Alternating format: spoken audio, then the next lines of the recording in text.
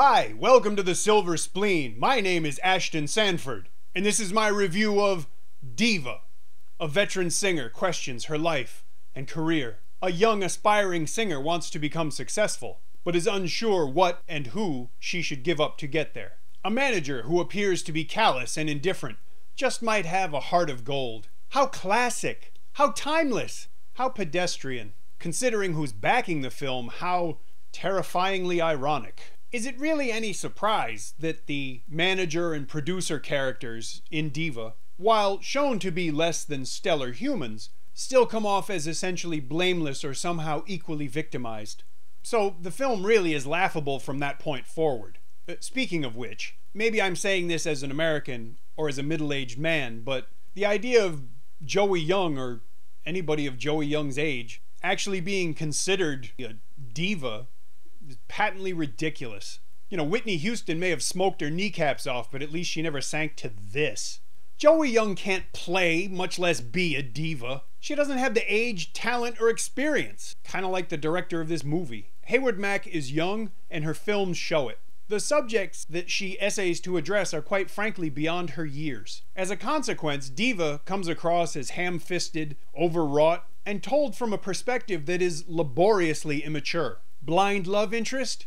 Check. He's lucky. He can't watch this movie. Life-changing experience that plays like an after-school special? Check.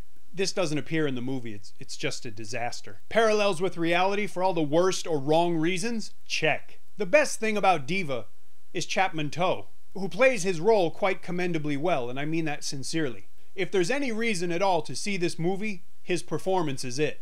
Hong Kong announces a remake of The Legend of Bagger Vance.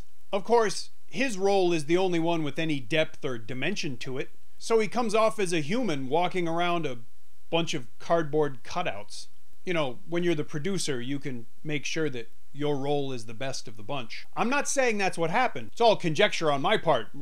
What do I know? But, like I said, he's still funny and he's very good. Some of the smallest roles were actually the most memorable. Matt Chow was hilarious as a very typical member of the entertainment industry, whose English name should have been Randy. That's not a bottle in my pants, I'm just happy to be here. He played his scene remarkably well, to the extent that I could almost forget that it was Matt Chow and just see the character. Along those lines, Clement Cheng was remarkably convincing as an aspiring rapist.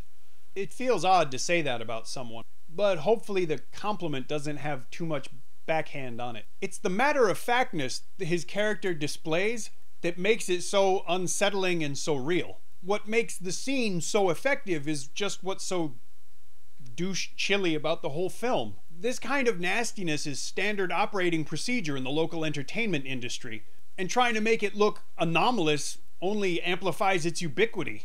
It rubs the lotion on his skin, or it doesn't get a Polano endorsement. I can recommend this movie, but not really for any reason that the producers would agree with. But one thing that the producers and I would agree with is that you should pay to see it. Don't download it, and don't just watch it on YouTube. Don't be a lazy piece of garbage. In the description, there are links to where you could buy this movie. That would be a lovely thing to do. Maybe you're a Joey Young fan, or a Chapman fan, or you just love everything Emperor Entertainment Group releases. It could happen. If that's the case, buy this. Just don't steal it. If you enjoyed this review, please leave me a comment. If you didn't enjoy the review, leave me a comment anyway. Those often amuse me just because they're so silly. If you enjoy the channel, please think about subscribing. Thank you for watching and have a lovely rest of your afternoon or evening.